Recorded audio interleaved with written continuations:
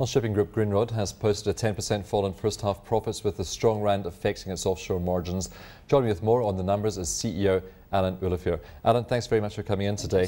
Apart from the stronger rand, you also point out that you made 152 million rand in profit from the sale of ships in the first half of last year. That wasn't obviously repeated this year.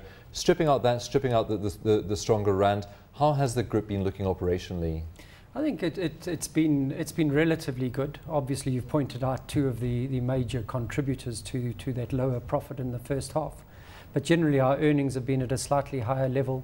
Volumes and many of the businesses have been better. On the dry cargo side, we've seen some better volumes.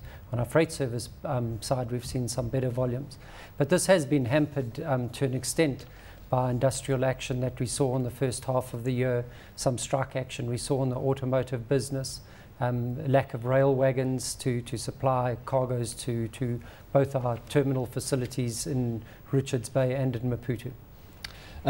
Exchange rate averaged 9.24 last year, 7.54 this year, and that's a big swing for you. What do you want? Do you want a significantly weaker rand? Would you just like a stable rand so you can work around it? I think it really is not that relevant. Obviously, to South African investors, it's very relevant. But we are a dollar business, and we don't hedge our currencies because the businesses are dollar businesses. They retain their money within the businesses, other than obviously the dividends they pay. The salaries for a lot of the staff are in dollars.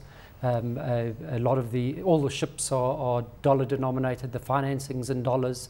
The earnings are in dollars. So it really is a dollar business, and it's really a translation issue more than anything else. Why don't you report in dollars? Well, it's a good idea.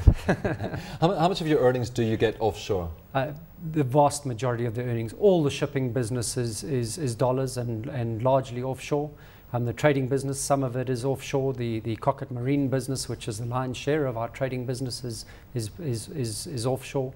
And a lot of the South African business, although it's dollar-denominated earnings, yes, those are in South Africa, but they're dollar-denominated, those earnings. I mean, just perhaps looking at some of the businesses, shipping, trade, freight services, those are the three main ones. Freight services you mentioned, and the profits there actually grew quite nicely over the period. Yeah, and that is despite some of the issues that I mentioned, port strikes, rail and port strikes, and some action in the automotive business where we have quite a significant part of that business in terms of our road haulage business. So it was significant, but I think there's capacity for us to further grow that, and we're working very closely with Transnet to increase the supply of rail wagons to facilitate the expansion of volumes in Richards Bay and our Maputo coal terminal. And there we've brought significant new capacity on stream, and our plan is to bring even more on, really significant expansion opportunities, particularly in Maputo. Are you really at the mercy of infrastructure, though, when it comes to those operations? Yeah, no, I think, yes, that's absolutely right. But having said that, I think we do have a plan in place. We've worked closely with them, and I certainly am hopeful that we will be able to get our requirements fulfilled in the not too distant future. So which of these divisions would have felt the headwinds the most of the recession of last year, and obviously the very slow recovery we're seeing this year? Well, clearly in the results you can see it's shipping. I mean, shipping previously was 80% plus of our earnings. Those shipping rates have corrected significantly. You know, the Cape rates at one stage were down 99%. Yes, they bounced back from that. But the Cape spot rate today is around about $30,000 a day, a little over $30,000 a day. The handy size market, where we were trading up to nearly $50,000 a day at the peak of the market, today we're trading at a little over $15,000 a day.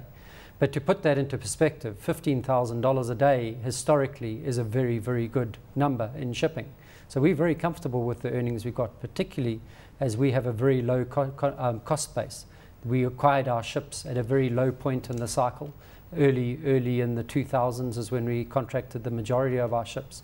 And therefore, at $15,000 a day, we get some very, very good earnings. How correlated is your shipping business to things like the Baltic Dry Index? And that's something we always chat about in the program. Everyone seems to have a major fascination with the BDI. No, there's been a lot of discussion about that over time. But if you look at the composition of our fleet, half of that fleet, or probably 60% of that fleet, is dry cargo. The other 40% is tankers. Now, the BDI is not reflective of the tanker market at all, in any way whatsoever. So there's no correlation between that and our tanker earnings. There is correlation between the BDI and dry cargo earnings.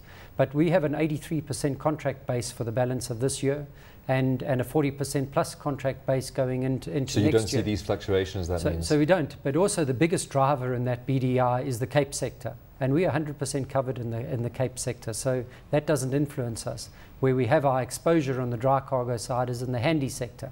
And quite frankly, at the moment where we positioned, any spot trading we do would be beneficial to us. Of course, everybody seems to have their hopes of a recovery pinned on China at this stage. What are you seeing? Where are your ships going? Where are they being contracted? Yeah, I think certainly if you go back 4 or 5 years, we had very little day-to-day trade into China, but it is becoming more and more significant.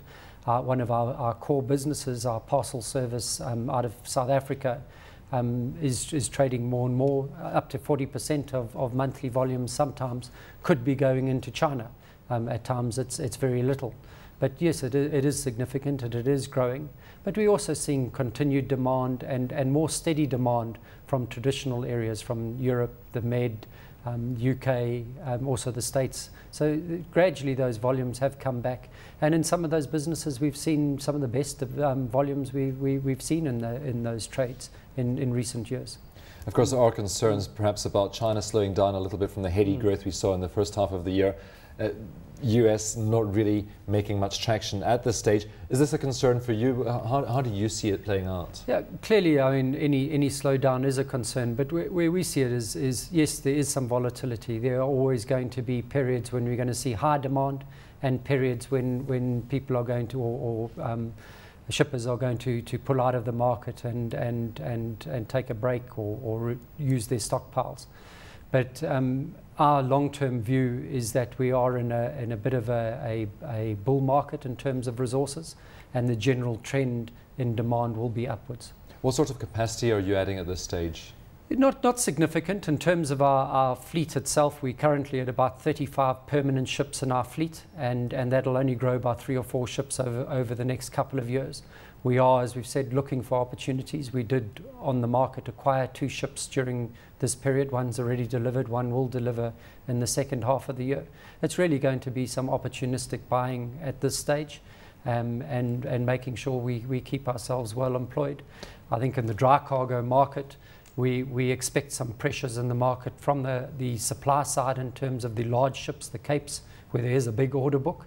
But on the tanker side, we believe we've come off the bottom of the market, and certainly in the next 18 months or so, we'd expect to see better volumes and long-term improvements in rates.